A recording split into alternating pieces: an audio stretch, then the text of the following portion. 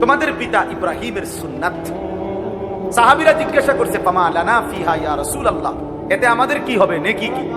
নবীজি সাল্লাল্লাহু আলাইহি সাল্লাম বললেন, বিকুল্লি শাআরাতিন হাসানা, প্রত্যেক পশমে পশমে আল্লাহ নেকি দান করেন। তাহলে একটা ছাগলে পশম হয় কয়টা? একটা গরুতে পশম হয় কয়টা? আমনে আজাদ থেকে আমনে করেন, আমনে কাম না থাকে আমনে করেন, আমার বহুত কাম আছে, ঠিক কিনা বলেন না কেন? কে গুনবে? আল্লাহ নবী সাল্লাল্লাহু আলাইহি ওয়াসাল্লাম বলেছেন, বিকুল্লি শাআরাতিন হাসানা, প্রত্যেক পশমে পশমে আল্লাহ নেকি দান করে। এজন্য কুরবানি একটা প্রাণী জবাই না।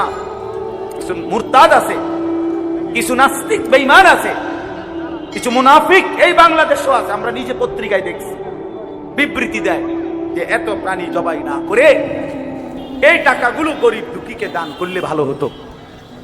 মানে বেঈমানে মনে করছে এটা শুধু একটা প্রাণী জবাই, মুনাফিকে মনে করছে এটা একটা প্রাণী জবাই। যে না বেটা, এটা প্রাণী জবাই না।